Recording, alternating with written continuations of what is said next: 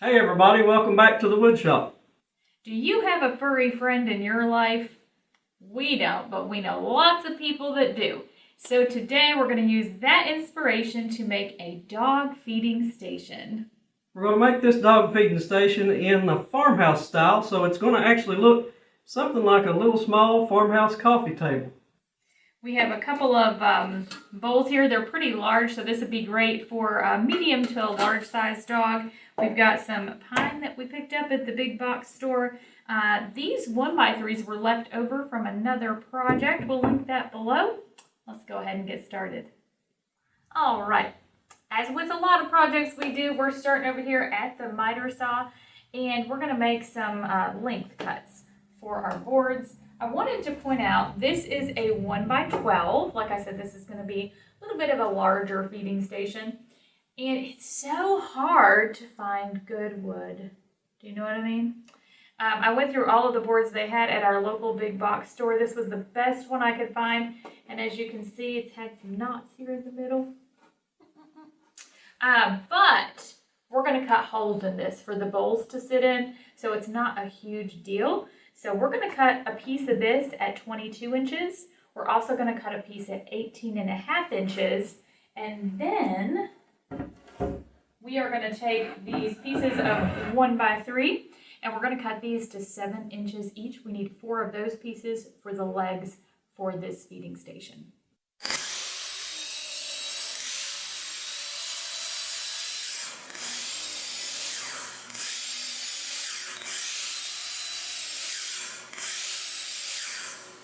Now it's time to do some work over here at the old table saw. First thing I'm going to do is clean up the edges on all these boards. I'm going to cut the round over edges off the legs and leave them at 2 inches wide. The top will wind up being 11 inches wide, and we're going to cut the pieces for the apron out of this board, and they will be 3 inches wide.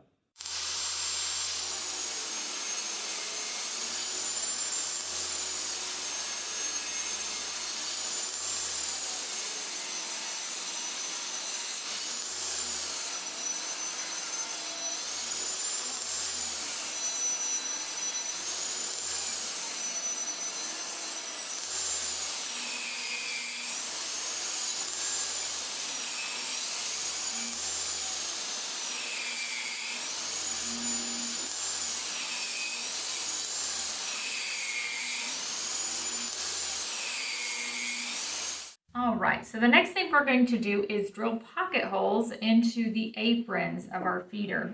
Now, if you remember, we actually had 3 18.5 inch pieces. We took one of them back over to the miter saw and cut these 2 little 6.5 inch pieces. These will be the aprons on the side of the feeder. I've marked out just some reference points on each one of these boards where I want to put these pocket holes. We have our little jig here set for 3/4 inch wood. So we'll go ahead and put some pocket holes in these so we can assemble our feeder.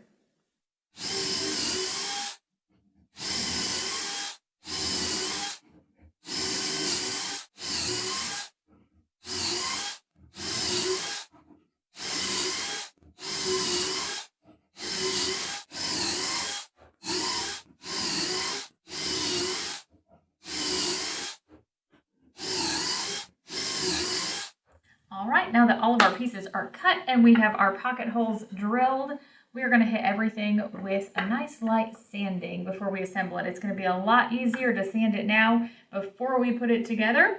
So we'll go ahead and take care of that. I've got some 120 on our orbital sander.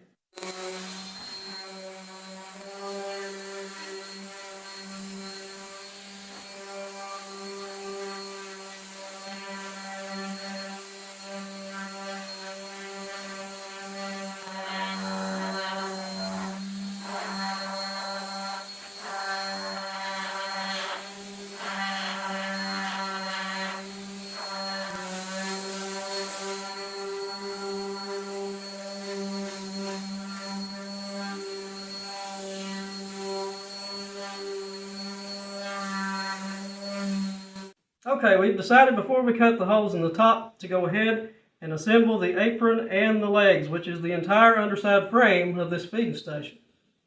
We've got our wood glue here. We have some 1 1/4 inch pocket hole screws for those pocket holes we drilled earlier. And we've got a couple pieces of scrap here. This was actually one large cutoff. We just cut it in half. The thickness of these is about 1/4 inch. And we're going to use these to recess our aprons. You'll see what we mean in just a moment.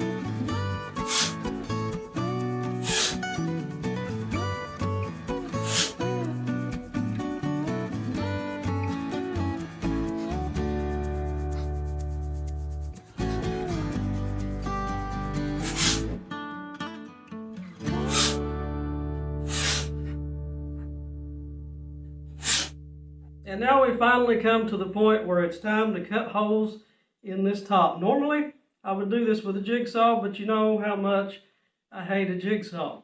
So, I'm going to try something a little different this time. I'm going to do this with a router. I'm not going to do it freehand though. I've seen other people do this online, and I've made this homemade circle cutting jig. Now the diameter of these holes need to be is 7 3/4, which means the pivot point on this circle jig needs to be half that distance. It needs to be the radius of the bowl. So I've measured back from the furthest end of the bit, 3 7/8, and I've drilled a hole there, which will screw that to the center point of each hole. I've got them already marked out here. This board is 22 inches long, so that means we start at the 11-inch point. We make an X across to each corner. We will screw the circle jig right in the center of that X, and hopefully this will work out. It's the first time, so you never know what's going to happen. I'm not going to go full plunge all at once. I'm going to start about halfway and then probably do 2 passes.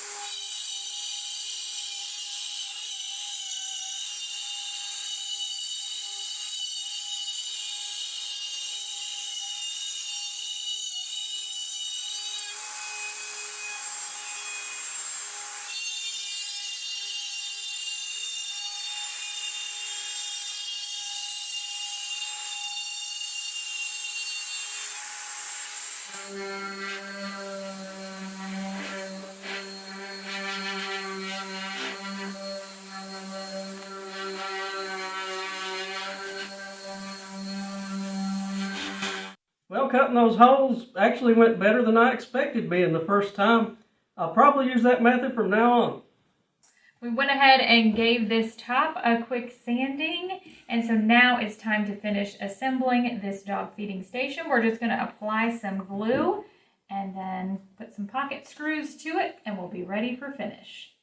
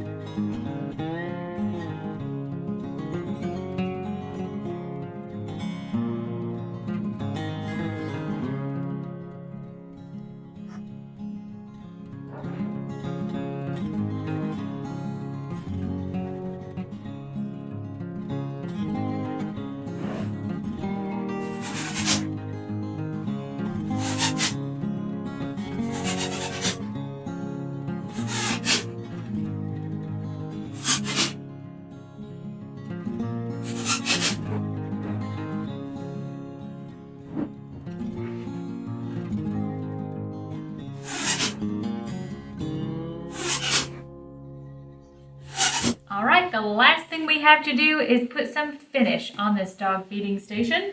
We're going to use one of our favorites. This is Poly Shades in Mission Oak. It's got the stain and some polyurethane in one step. So let's get this finished.